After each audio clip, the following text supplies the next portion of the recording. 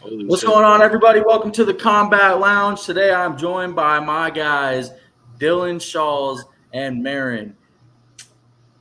Let's get started. Now fires back. Oh, there's Fury with the right hand. Wilder's hurt. Wilder's hurt. He wildly almost fell over into the ropes. He is close to going out.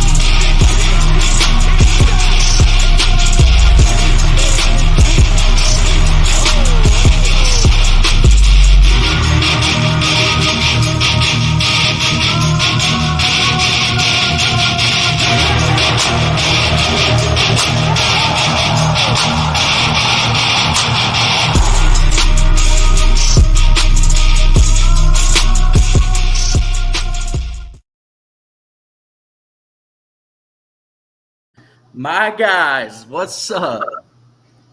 What's happening? What's up, Marin? Thanks for joining us, bro. No worries. Thanks for the invite. Yeah, man. Anytime, dude. Anytime. So we just come here, talk some MMA and shit, and make fun of Dylan. He tried to come on my show with that raggedy ass hair of his. Bro, I wasn't take your having hat that off, shit. son.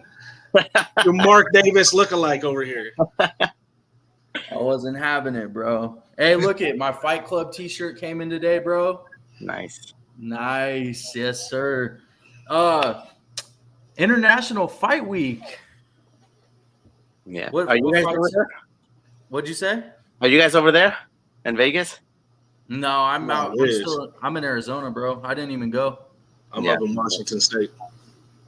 Yeah, I didn't end up making it. I wanted to, man, and I was going to, but I even sold my tickets to the Gaethje and Poirier fight. Surprisingly, bro, I don't want to spend that much money on hotels and stuff. It's expensive, How's that heat in Arizona treating you right now, bro? It looks bro. It deadly. is 117 this weekend. I got motherfuckers over here bitching about 95.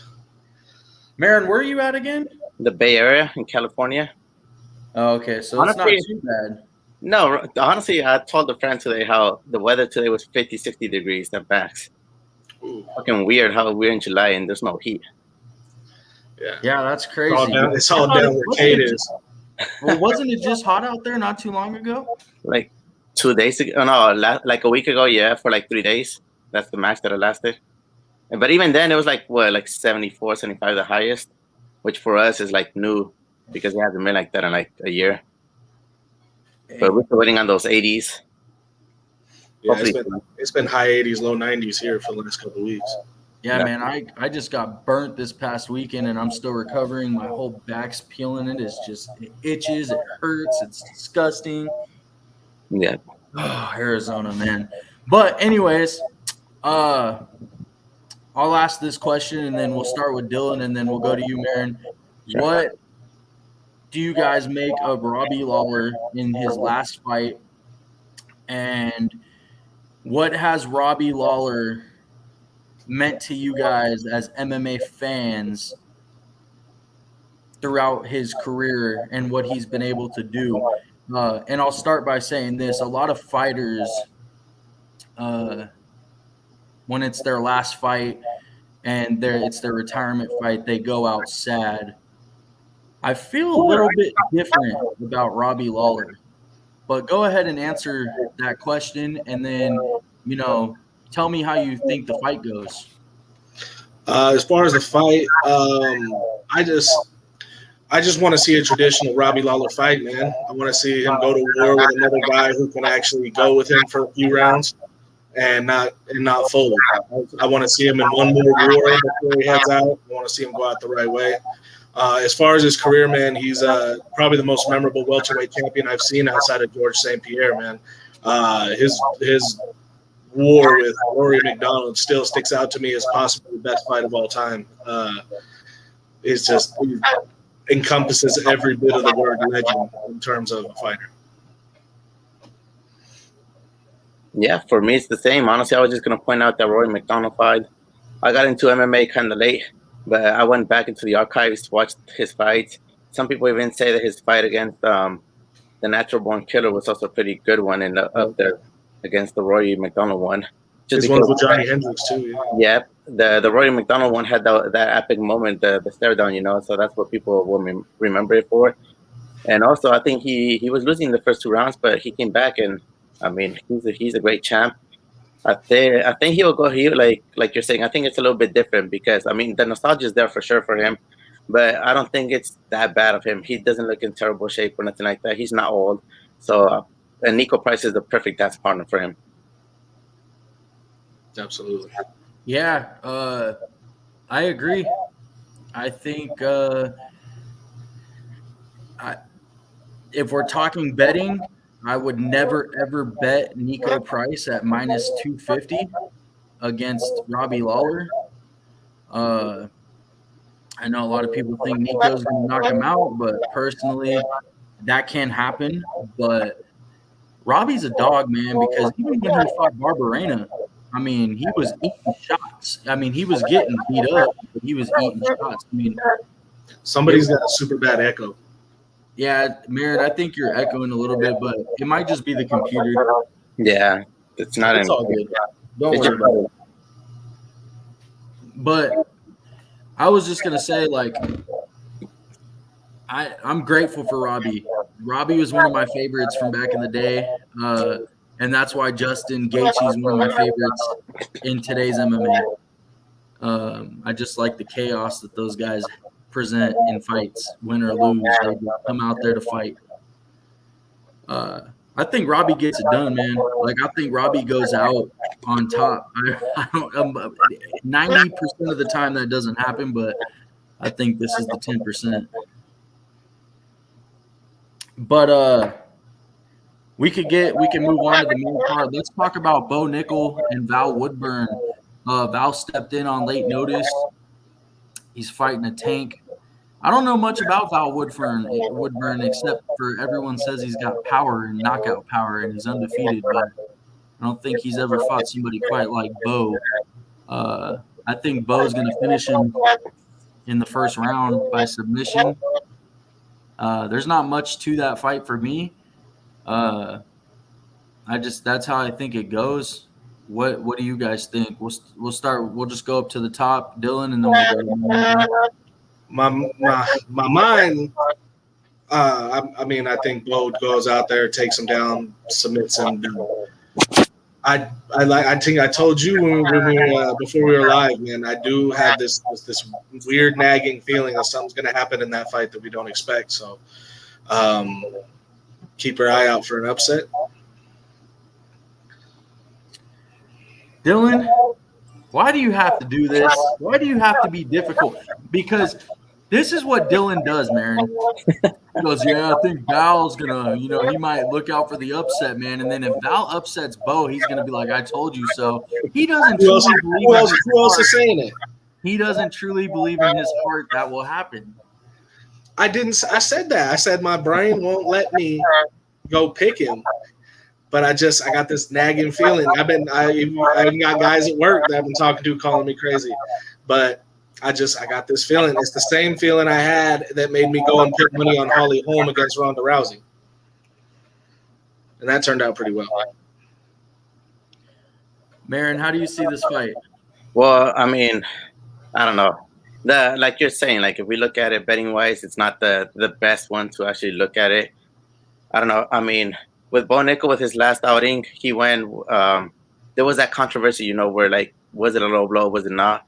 So I don't know. He's been a great wrestler, but I don't know. Stand-up wise, we still don't know if it's there. I think stats wise, I think he's only landed 8 strikes in his first 3 fights.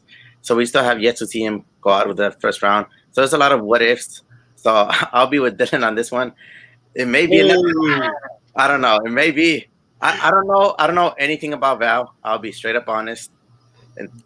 But I don't know. Okay, And- let me ask you this, Marin. Marin, you're a good MMA bettor. I mean, you're pretty good. You're in the on-topic space. You guys, we talk about bets and stuff like that. Do you think that taking Bo Nickal submission prop at minus 250 is a good bet? I would say yes because he's done it, but I'm telling you, I don't know Val. Like I still gotta look into him. It's just a super late replacement where I know nothing about him. So And let me add, Bo is really young. And one thing when it comes with young guys, they're immature. And an immature tendency is to overlook somebody that you're supposed to beat. So I think he may be extra susceptible to that. And I think there's just a lot going into this that makes for a really not a good chance for it to happen, but it really sets the stage for a possible upset. Yeah, I mean, Go put that money on Woodburn, man. my money's on Bo submission. If I lose, I lose. If Val beats me, he beats me. I'll tell you this much though. It dropped down to plus 2,000, but the opening line was plus 6,000 for Val's knockout. If somebody bet that and that happens, somebody's gonna have a really nice Saturday night. I'm thinking about driving out to the sports book, man. It's not too far away, and dropping a little cash on it. Don't do that. I might do it. Don't, Dylan. Don't do that, bro. Bro, if I do it and that happens, we're doing a show tomorrow, and I'm gonna show up butt naked, making it rain on myself. All right. Listen. Like I said, that tweet today, it said Val Woodburn is plus 1,000. That means if you bet $100, you will lose $100.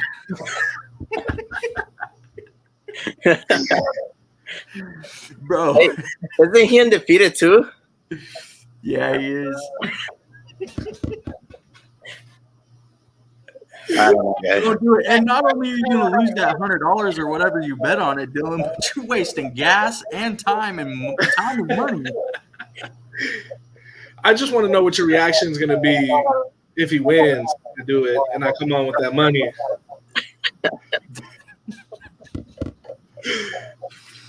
I'm going to move on, bro, because Bo Nickal starts in his ass. All right, we'll move on. The next fight we got, it's interesting, man. It's interesting because I feel like I know who you guys are going to be on, but you're going to be surprised with what I'm on. But we got Dan Hooker and Jalen Turner. Interesting fight. Jalen's got the size advantage. Dan's been through some wars. He's got experience in wars. Dan fought a competitive fight with Dustin Poirier. I feel like when Dan's head is in the game, he's a good fighter. I think so anyway. He fought Puelles last time out. I'm not too high on Puelles, but like Dan looked good. His IQ was good. Like he knew what the kid was trying to do to him the whole time, and he stayed away.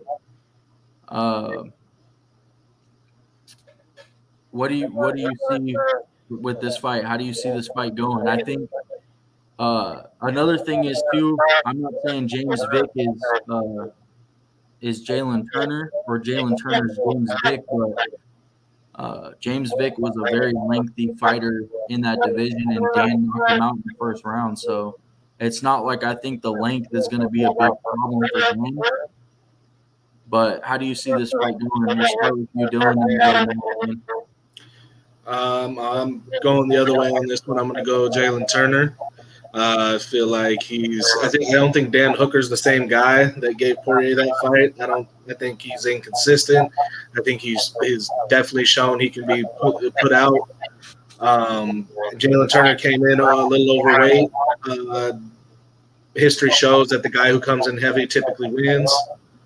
And yeah, I'm going Turner, probably third round finish, some late. Marin? I am kind of big a Dan Hooker fan. That kind of sucked the loss to Arnold Allen, but like you're saying, like looking at it, he's been through those wars and like he knows how to battle through them. The Poirier one, I mean, the submission was always there, but that was mostly it. He knew how to still battle through it. Other than that, I mean, I don't know. People are looking at Dan Hooker as like his midlife crisis because of the hair and the tattoos and everything. But I mean, look at him physically and then see what, like, if you see that. I don't know. That's just my point of view. Whatever he does with his tattoos, or I don't think that really changes anything. Jalen Turner came in overweight, like he said, but also, like, to Dylan's point, he didn't try cutting more, so that helps him too. Because I mean, might as well just take the pay cut and actually try and win the fight. I don't know. It should be a good scrap, but in this one, I'll be taking. I think Dan Hooker is a better scrapper. I don't know about on the ground. I think Jalen Turner is better, but I'm hoping Dan Hooker wins. But still, the odds aren't that favorable. I mean, to bet them. I think Dan Hooker is also like -200, -250. So it's also kind of Jalen hard. Turner is -240, I think, and Dan's like +220. Yeah, something like that. Yeah, they're still kind of off. It's not that close as we expected it to be. Patrick Dana, Hello. you finally decided to join, bro. Yes, I did. How we doing? We're doing good. This is my guy Dylan. This is my guy Marin. This is my guy Patrick. How we doing? He's boys? a young You got a lot of guys, Cade. MMA journalist like myself. He's doing his thing. Follow him. He does good interviews and a bunch of other stuff. Pat, how was your time with your friends, man? It was nice. Nice, just chilling. Who do you got in the Hooker fight? I'm gonna give the lean to Jalen Turner. I like Dan Hooker. I think he probably is a more skilled fighter, but I think especially after the weight miss that Turner is just. I think Turner's a welterweight. I mean, I think everyone knows that at this point.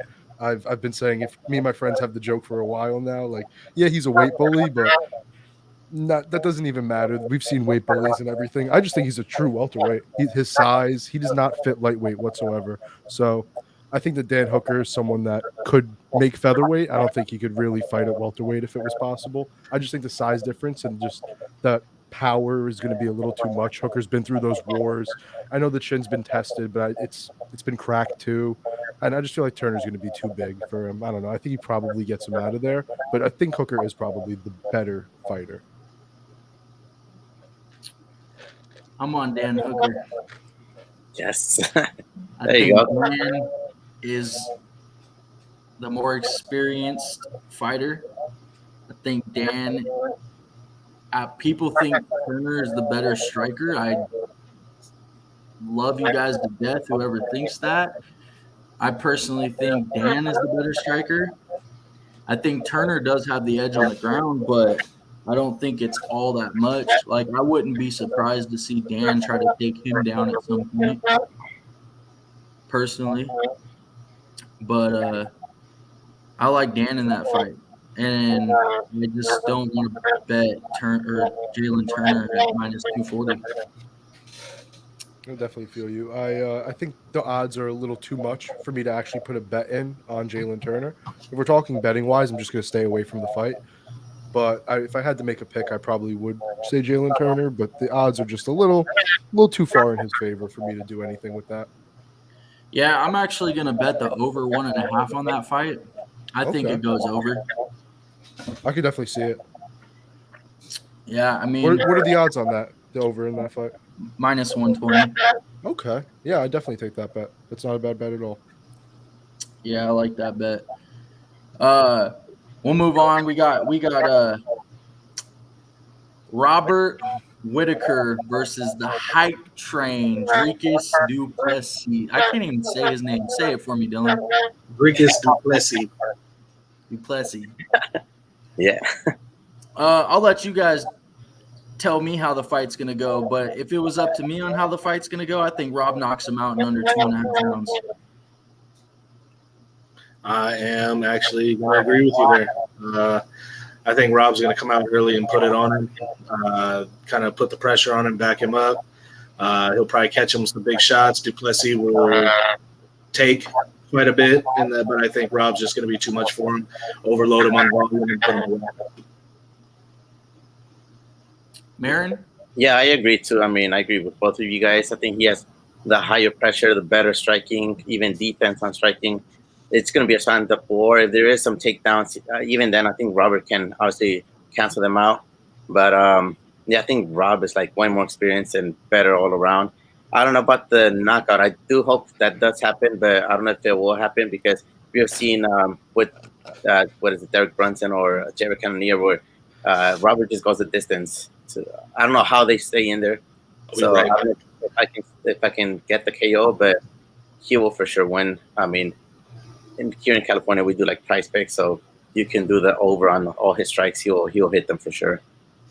Oh yeah, that's right. It only works on prize picks. And then I saw someone on Twitter also say, which I think that is true, how Dricus just got a nose surgery. Yeah. And they're thinking that his oxygen level will be better. So if that is the case, he might stay in longer with Robert. But I don't know. I mean, like I said, with Cannonier, I think he even broke his whole like left arm just from shots. And I mean, Cannonier stayed in there. So yeah, so I don't know about that, but that's my take. I think I'm with you guys. Rob can win it even by knockout, but we shall see if Dricus stays in there as much. Pat, go ahead and give me the speech on how Dricus du Plessis is going to win the fight. Go ahead. Please don't do that. Listen.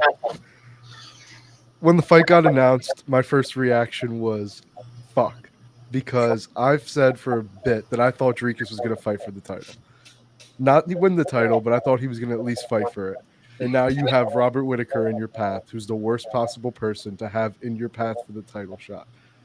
When I make my official pick, it will be Dricus by KO because I'm not going to go against what I've been saying. But the odds are that Whittaker schools him to a 30-27 decision, and I'm well aware of that. But, I can't say shit because I'm out here saying Woodburn's going to KO Nickel. See, like, you know, everyone has those like people that they just have like instincts about picks about. I just said that Dricus was going to fight for a title, and it sucks that Whittaker's the one in the way, but I'm not going to go back on what I said. You know what Izzy would do to that man? Oh, Izzy would kill him. Izzy would kill him, man. Izzy would... At least you said fight for the title, not win the title. Yeah, no, I thought honestly, I thought if he fought Pereira, there was a chance he could win the title. If Pereira was still the champion, Oh, hell no. I think he could. Bro, Pereira would put a right hand right on his noggin. I don't know. He's going to do it to Jan. Yeah, he definitely might do it to Jan. Yeah. Yeah, I think so. All right. Let's get on to my Especially trainer favorite. Oh, Dylan Dennis. My favorite. Yeah. Dennis. Let's get on to my favorite fight of this card, boys. It's going to be a scrap. Let's start off by saying this. It's personal. Brandon Moreno might be the champ. This is personal. Let's not forget that last time Pantoja beat Moreno, Brandon was cut from the UFC. It forced Brandon to go be who he is today. So props to Brandon. But it's personal for Brandon. I think this is going to be a scrap, man. But the longer this fight goes, I think it favors Brandon Moreno. I think in the first 2 rounds, Pantoja is live, very live. I think after that, it is Brandon Moreno's fight to lose. I've had this weird feeling all week that Brandon will win the fight by decision. And then the last couple of days, I've started getting this gut feeling that Brandon knocks him out in the 4th round. I just had this weird feeling that Brandon finishes Pantoja. Sometimes when shit's personal, man, it brings the best out of somebody. And I don't think Brandon's forgot about, what happened in the past. He may say he doesn't think about it, but I guarantee you he does. But we'll start with Dylan. We'll go to Marin and then Patrick. What do you guys think? I am going to go Pantoja. I think he has his number. You beat a guy twice. I mean, we've seen it with Izzy and Pereira. Some guys just have your number, and I mean, if you get endless chances to fix that, eventually, I mean, you're probably going to get them. But I think Pantoja's got his number. I do agree with Ken. I think his best options are early. I don't think he gets the finish, but I do think he's going to grab the first 3 rounds and edge out Moreno, which, I mean, in the end, even if he does, could mean a shitty decision and the judges give it to the champ, because usually you just edge out the champ, you still don't win. So it's about 50-50 right there, but I think Pantoja gets 3 rounds to 2.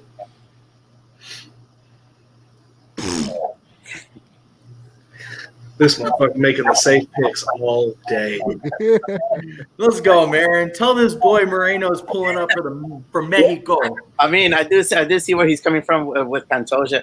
He is super good. I've also been a fan of his lately because his performances. I mean, you just cannot hate the guy. But to Kate's point, Moreno has been getting better training wise. He's switched camps like so many times because of the whole cross thing and so many of the things that's happened in his life. He changed camps and all that, and he's still learning the best things out of those coaches, keeping them with him and getting better. Also, like Kate hit it right on the money. Like we saw it against Kai Kara France. I think Kai won the first 2 rounds, and then what happened? Like I mean, if you see the faces, I mean, Moreno was getting beat up, but he still came out. And I mean, that kick it was lethal. But like he's saying, like he's stunning the opponents and. The farther it goes, he has more experience in those 5-round fights. That's also my point of view there. And I think he can do it, and I hope he does, and I think he will. I don't know if it will be a stoppage, but I think that it will at least be a decision for sure. Marin is my other Moreno fan. Me and him are the 2 biggest Moreno fans in that on top. Remember, I told everyone, Marin, I said last time he fought Figgy, everyone was like, oh, Figgy's going to win. I'm like, bro, you guys are tripping. Moreno. It was only like 3 of us. It was just you, me, and then Baby, and that was it, honestly. Yep. And we came out on top. But we said it. I mean, he's the only one that got the stoppage in that trilogy, so why not put faith in him, you know? Figgy just went into decisions the other times and just whined with Dane about it. That was it. It is what it is, you know. But now it's different because, like you guys are saying, like Pantoja, like he's already beat him twice. Cost him his job twice because the first time was also on tough. Yep. So, I mean, that sucks. But yeah, go ahead. That's true. Very true. Yeah, that is true. It wasn't just once. He took 2 massive opportunities away from him. One staying in the UFC, and then the first one was getting in and the also UFC. To Kate's point, I mean, before I let it go on to Patrick, but I don't know. I saw this. What was it, like 2 or 3 months ago on the Ariel Kawani show where what is it? It's like Figgy or like the guy who's always with Ali's guy, that guy with the weird glasses with Henry Cejudo. He told the story of how like Brandon Moreno got picked last, and like even though like Kate is saying in the press conference and everything, he starts saying no, it's just a cage, it's just me and him, and like whoever's skills is better. He still has it in the back of his mind. Like he got picked last, he took it to the heart. And he came out on top, and he ended up being the champion somehow. And he showed it to their faces. So it does happen how like it's just in his mind. And even though he tries to block it away, it's still there. And you still want to get that revenge. Robert Whitaker said it nicely this week. How like he lost to Izzy twice, and that sucks. That's the only guy he's lost in the UFC. And also he lost like the opportunity he lost the title, so he wants to get it. So it's always on the fighter's mind. It's always going to be there. But yeah, go ahead, Patrick. All right, so. I went back and forth with this one, and this is probably one of my least confident picks on the card because I could see this one going either way, and I agree with what Cade said. Pantoja is alive in those first 2 rounds. He is such a dangerous grappler that if he gets on you when you're still dry, he has a real chance of winning by submission. But I'm probably gonna have to say I take Moreno by decision in this one. I think that if you look at where they were when they fought the second time, the most recent time, if I look at them as fighters, I feel like Pantoja is fairly similar to what he was back then, but I feel like Moreno has like improved levels and levels and levels. And if you look at their last fight, it wasn't like a dominant victory for Pantoja. It was still a fairly close fight. Moreno put up a good effort. So I don't know. I have a weird feeling that Moreno's improvements and evolvements and just him being more active as a fighter is just going to keep things going. And I think he's going to probably win like a 3-2, 4-1 decision, maybe. I think he's going to be able to defend the takedowns for most of the fight and just outstrike Pantoja. Yeah, I agree. I also think that Moreno's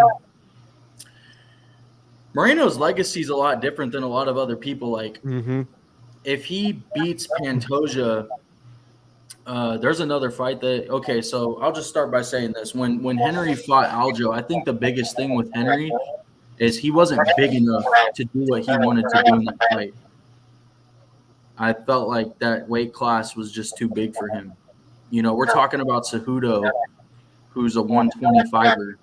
You know, he could fight at 135, but I just felt like Aljo, Aljo's a big bantamweight too, but he should probably be fighting at like 145, but I think if Moreno beats Pantoja, this sets him up to possibly get that fight that he's been wanting with Henry. Because I don't know if you guys remember or not, but Henry and Brandon were living together. They were great friends, and Henry was the coach of the Ultimate Fighter, and he told Brandon, "You'll be my first pick," and then he picked Pantoja. Yeah, And ever since then, they have not been friends. And Brandon has asked to fight Henry, and Henry kind of laughed it off. But after Henry just got hurt in his video that he announced it, he said maybe we'll get that fight with Brandon Moreno. So if Brandon wins, I think it boosts him up to get that fight. You think Henry could still make flyweight? Yeah, I don't know if he could. I do because I met Henry in person. Okay, I've seen him in person. You guys would be super surprised how small that guy Oh, is. he is so small. I've seen him in person. He is so small. I'm talking like he probably weighs a whole 140 pounds walking around. Yeah, no, he is a really small guy. You aren't wrong. I don't know. He came up to here on me. I believe it. I believe it. I'm like 5'9", and I was sitting there like looking at him like, ooh, okay. Like it's crazy some of the guys because I was looking at Corey Sandhagen, and he's like eye level with me. Like we're pretty close to the same height. I know it has him listed at like 5'7". He is not 5'7". He's closer to 5'9". And you see guys like him, and you see guys like Cejudo in the same weight class, and it just makes you realize how crazy sometimes some of those differences are in height. Yeah. Anything else on this fight? Do you guys think it's better for the division if Pantoja wins? Do you think showing that somebody else is worthy of being a world champion in that division kind of helps the division along a little more? No. No. I think this title's changed hands too many. I want to see that dominant flyweight champion. I think Moreno is just a lot more popular than Pantoja. Pantoja doesn't market himself. Pantoja doesn't really talk much. He has more fans from the Mexican crowd, American Yeah, crowd. and he brings that whole Mexican thing that the UFC is trying to obviously push themselves into with the Mexican Independence Day card and everything. I mean, obviously it's too close, but they're probably going to look to go back to Mexico with someone like Moreno, Yair, and Grasso if they're all still champions at some point. I think they fucked up that they haven't. Yeah. I don't know how they missed on that with their fighting so close to each other and how they didn't end up on the same card. That was messed up. And they also messed up with the They messed up with another scheduling. Who is it? There are a couple ones recently. They've been messing up with some scheduling. They did it with the Australian one where there was like two Australians fighting on the British card, which was like a month Yes, before. yes, Australian that was card. one. And they were like, "What the hell?" And like, yeah, you got wrong. Yeah, I don't know. There's been like, I don't think that. Go ahead.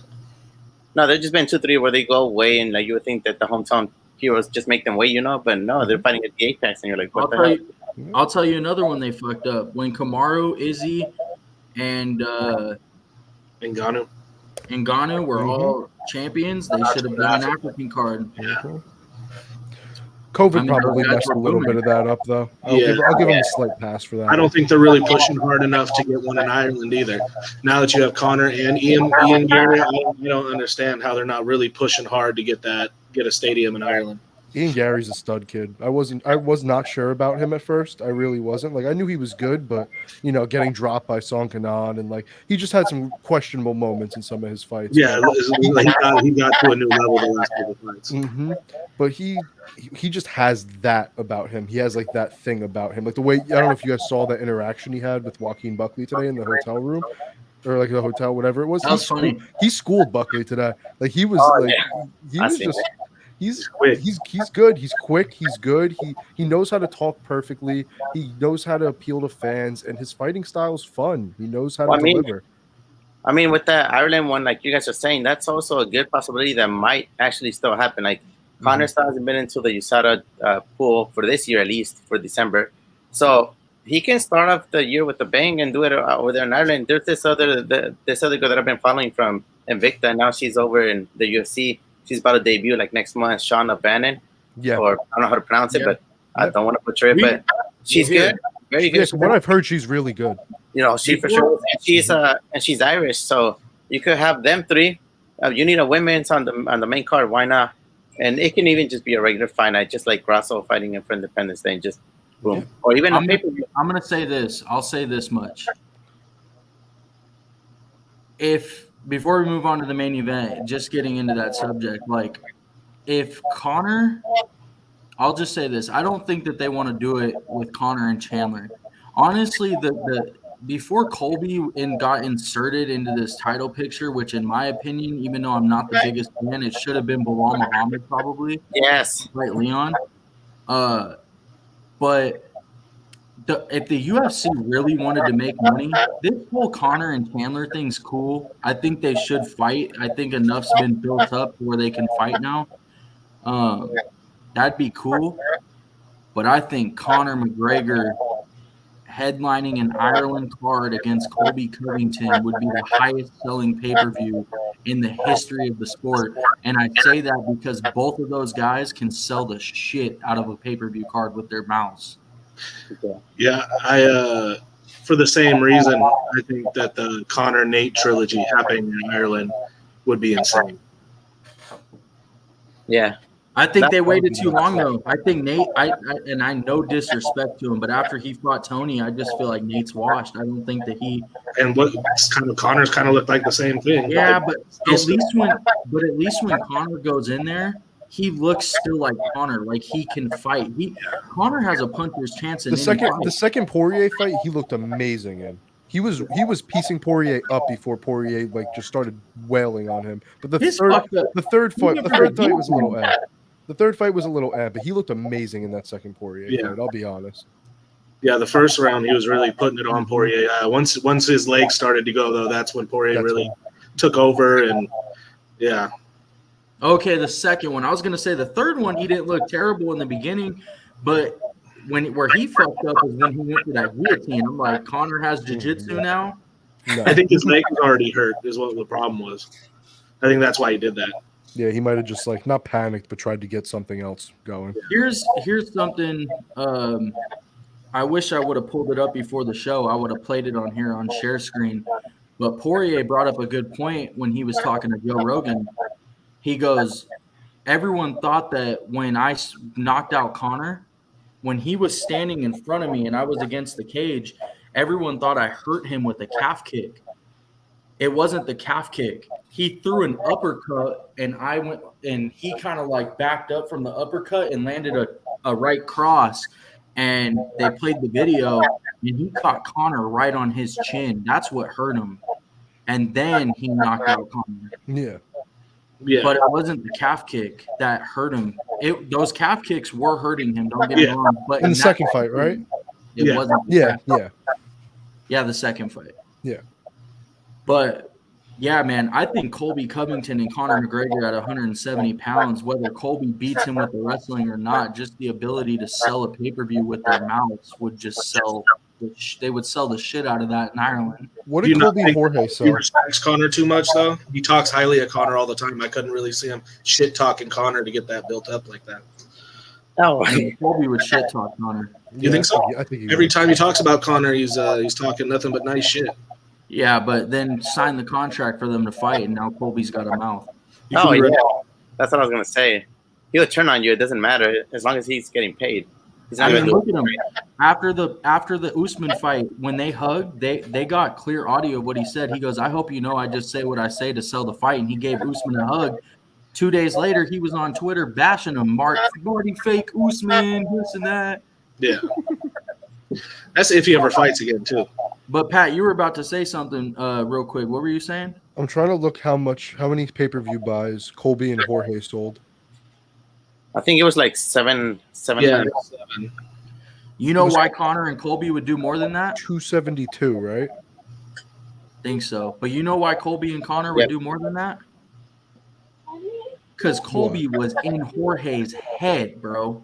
Jorge's shit talk was terrible at the press conference, man. That press And that conference wasn't ever a close fight on paper for anyone that actually knew No. MMA. That was never a close fight. Jorge paper. had a puncher's chance, and that's where it ended. Yeah, that's What exactly. were you saying, what though, it was. Marin? No, I was just saying that, like, you brought up the press conference. It was terrible. I watched the whole thing, like, right after work. Terrible. I still remember that day. It was terrible. I mean, nothing better than having all 10 guys on the main card at the press conference. They only had those two guys with Dana in the middle, and they seemed like two little kids just bickering. Like, Kobe Yeah, would not. and to be honest with you, real quick, just to tell you this, Marin. Yeah. I was so excited for that fight just because of the personal level of that fight. Even though on paper I didn't think it was that close, I was just excited because of the beef. After that press conference, I was just like, all right, we'll see how Saturday goes. Yeah, But- no, like, the video package and everything was, like, nice. Even I was hyped, too. I was like, let's do it. Like, there's no title. There's no titles on this pay-per-view. All right. I mean, the beef was nice. But then, like, I think it got watered down that week where, like, 2 fights got canceled. And I'm like, oh, hell no. It definitely didn't have that Jones-Cormier payoff. No, yeah, that's what I'm saying. Like, it was so whack. And then the week after, so then we paid $70 for that, or 75 now. And then Jorge just goes and jumps Colby, like, at a restaurant, like, a week after. And we're like, that's not how this is supposed to go. That's not how that works. I slightly understand Jorge's side of that. He did talk about his kids, and I guess if you can't do it in the cage, you at least got to get them somehow. Talking about your kids is a whole different thing. It's really crossing the line. Well, I'm just gonna say that if Kobe actually does that just to sell and to, like, get some money and viewers in, Of course, so they probably, or Dana should probably talk to him and be like, "Hey, these things are off limit, please." Yeah. You know. So But I've talked to some fighters who say that it really is just a gimmick, and I think we all know that. But Yeah. they say it's really just a gimmick because if you catch Colby one-on-one, no cameras in the face, he's the Everybody's nicest, most respectful dude. Oh in the yeah, world. Mm-hmm. I still remember the Turn story. that camera on. I still remember the story of what's his face. Gilbert. No, it's the guy who retired. He was a football player. Now he's damn, I'm forgetting his name right now. Now he has a podcast and with the fighter and the kid and this guy, I forgot. Brendan Shaw. Yeah. He told the story of how, like, he was interviewing him one time. And this was like when Brandon Shaw was barely starting, and like he had like all these models, and then, like, after the cameras were shut off, that he just told them that, like, that he was like, "Are these really your girls?" And then he was like, "Nah." He's like, "We just pay for them. This is all just a gimmick." And then boom, after commercial break, the models just had to be there again with them. And he's like, "I gotta pay them hourly and this and that." And he's like, "It's a shit ton of money that I'm wasting just for this promotional thing." And Brandon was like, "Why are you doing all of this?" But yeah, it just I still It find this. worked. Nobody gave a fuck about Kobe before he started running his mouth. Yeah. He said it straight up that he was gonna get cut. That he was gonna. I don't believe that he was going to get cut. He was on like a 4-fight win streak. There's no way they were Yeah. going to cut him on a 4-fight win streak just because he wasn't an exciting fighter. And he kept on saying yes to many fights. So yeah, like, I don't think he was going to get cut. I think that was just something he told himself to maybe make the gimmick go a little bit cleaner. But he definitely needed to do something to sell pay-per-views, get his name out there. I get that part of it. Don't get me wrong, but I don't see a way he was getting cut on the win streak he was on. Yeah, no. Well, you got to also understand too, that was a different time in the UFC. True. I mean, where people have to understand that the UFC's actually came a long way. Every year they grow. People say they put on trash fights, trash cards, and I've been one to say that. Like, man, Yeah. give it a break for a couple weeks, man. You don't need to put on some of these cards, man. They're trash. But it's all about growing the sport. Anything that's going to make them money. I do think though that if MMA, the UFC in general, wants to continue to grow, they need to get out of the apex. They're too comfortable there. It sucks. It's horrible. It's terrible. well, for them, Too many good fight nights wasted in the Apex. Yeah. it's like, for them, it's like good and bad because they save some money on, like, I don't know, travel or whatever. But also, I heard that the tickets there be super expensive, so they charge people like $2,000 or even more bucks. Oh, And they can see like 200 something or 2,000 people in there, 200, I don't know. And But they it's have very so many. true. They have so many Very places to go. They can't even make the excuse of, oh, there's only this many guys in the roster that fight for this country, so we're not going to go there. They're going to Boston for 292. I'm going to be there. Rob Font's the only guy from Boston on that card. The only guy.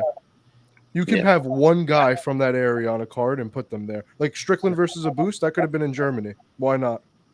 Would Yeah. have sold. A Boost is one of the only German fighters on the roster. Yeah. Yeah, I know. Dylan over here is getting tired, so we'll go to the main event, and then if he wants to get out of here and be one of those who can get out of here, and then whoever wants to stay on, we can talk some bullshit. But Volkanovski is to finish off the card. We got Volk and Yair Rodriguez. There's a lot of people putting stock into Yair knocking Volk out. Hey man, donate to the Red Cross because the thing is Mendez dropped Yair. You mean Volk? Huh? You mean Volk? What do you mean? Mendez dropped Volk, not Yair. Mendez and Yair didn't fight. Hold on, I'm looking at the wrong thing. Then let me see real quick. You are. Stupid. Yeah, you are, I'm kid. I'm sorry. I'm No, you're looking good. at the wrong thing. Hold on. Yeah, no, I think Mendez is like the only one that's dropped Volk in his career, other than the Holloway slips that they didn't want to call knockdowns in that fight. Okay, I'm sorry. Frankie Edgar. Yes. It was Frankie. Frankie knocked out Yair. I mean, I don't personally think a lot of people think Volk might knock out Yair. I don't think so. I think Volk wins this on a clean decision. But I think the fight's competitive, but not close. Like, I think Yair will do enough to stay in the fight. But, okay, let's put it like this. I don't think it'll go exactly like this just because it's two different style of fighters. But I see it personally going like the same way that the Brian Ortega fight won, where Yair might find his holes and maybe have Volk hurt at one point in the fight or something like that. But Volk's ultimately going to dominate the fight and show that the champ he is. I honestly think he'll win a decision. That's how I have it.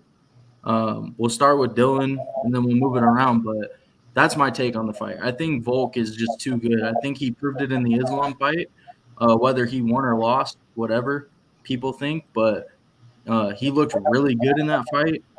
And I think he looks good in every fight. Every fighter he's came across. I mean, Max Holloway was touching up Yair and even wrestled Yair. And in my opinion, Volk's the better wrestler than Holloway. And last time they fought, Holloway couldn't even touch Volkanovski.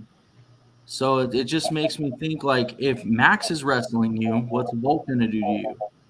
And if Max was touching Yair up and Max couldn't touch Volk, what's Volk going to do to Yair? So in my opinion, there's no way for Yair to win the fight unless he finds like that head kick KO.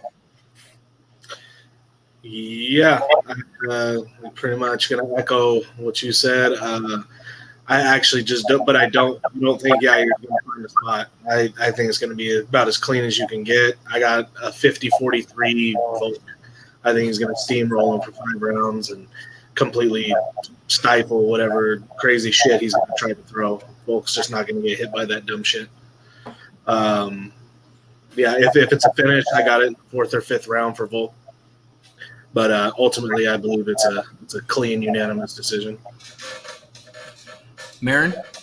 Yeah, as much as it pains me, it seems like that will happen. I mean, Volkanovski's not seem like he's brought like a foot down. He even went up in weight and still challenged Islam, even though he's way shorter. Although the same thing's happening right here, where like I think in this case with the height difference, I think it favors more Volk more than Yair, because as a tall man, he's got to punch down, while your Volk can just hit the body as much as he wants. If he wants to hit the face, he can. Like you're saying, if they go down on the ground, I mean, Yair can, like you're saying, he can do and try, but eventually I think it's going to be the same as in Brian. Volkanovski would just not give up. Something has to happen. I'm on Yair. I mean, I hope he wins, but still, it's gonna be tough. And yeah, it's either gonna be Volk by decision, or Yair's got to get a stoppage. Pat's computer died, but his pick was Volk, by decision. But that's all I have, man. Like, do you guys have anything else that you want to touch on this card specifically? I know we've talked a lot about it this week, but is there any fight in particular you guys are looking forward to the most? Is there anything in this card that you guys are looking into the most? Like, there's a lot of there's a lot of big favorites in this fight. Usually on cards like that, there's the big, there's one or two underdogs that come through and win. Woodburn. Let me ask you guys this, and then we'll close out the show. What is your most excited fight you're looking forward to this weekend? And what's the biggest live dog that you think is there this weekend? And be real with it. Like, who do you actually think could pull it off? You refuse to believe on this thing. Go ahead. No, most excited for Whitaker and Dricus, just for the simple fact that if Dricus does make it a fight, it could be really, really good. It does have that potential. As far as dog, the biggest live dog is probably Yair, in my opinion. Unless you want, a legitimate dog. I don't consider Pantoja like a big dog or anything like that.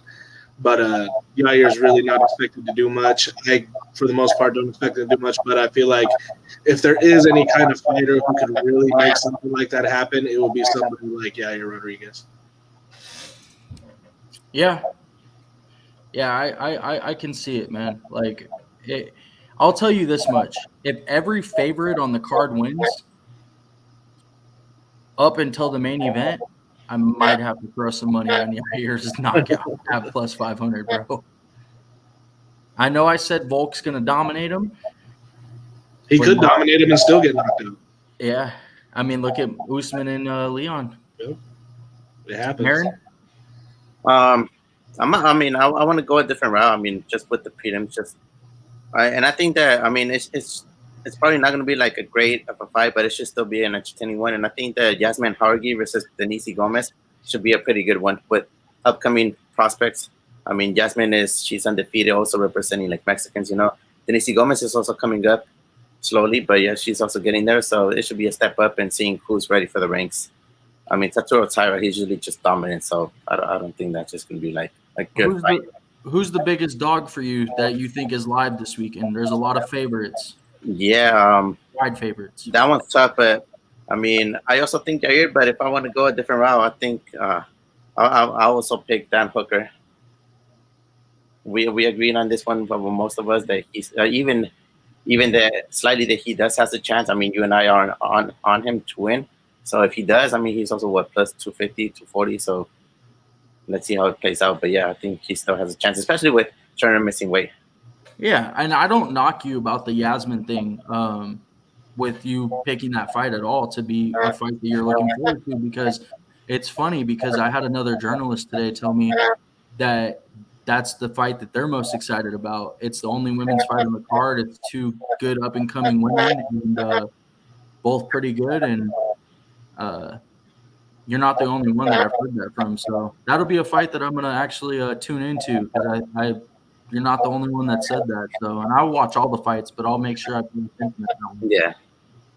Also, what is the over-under for the fouls that Cameron Simon will make this weekend? 1.5. I know. You think it will go under? As long as he makes separate ones, it can go over too. It's not making some making the same one, then that's gonna be tough. Do you think Cameron Simon is live to knock him out? I think he has the skills to do it. Wait, let me see who he's facing. But yeah, he's good. He has the skills and everything. It just I don't know what's going on in those other ones where this guy went on his YouTube account and put this, man.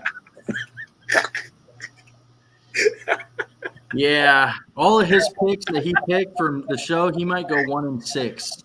Yeah, we'll see who has the better picks, motherfucker. Yeah, we will, motherfucker. Because you're gonna lose that Pantoja one and that Turner one, bitch. Nah. Marin, did you know that me and Kate, whenever we're in the same place at the same time, we're gonna record us sparring, and I'm gonna beat the brakes off of his ass. I'm looking forward to that then.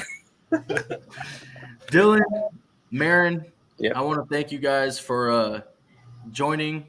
Dylan, you always do shows with me, so you're a part of the Combat Lounge family. Marin, you're always welcome. No. Do them or should be doing them just because of the simple fact: one, I forget; two, I'm lazy; and three, Dylan never wants to come on. But Dylan works an insane amount of hours all the time. but you're always welcome, man. It was a pleasure to have you, man. And let's do it again. Yeah, I'll try to get a better computer. Sorry about the echoes. Hopefully it was. Nah, it's all good, bro. Don't worry about it. I'm not tripping about that. Sounds good. Well, thank you guys. Appreciate it. Alrighty, guys, we out.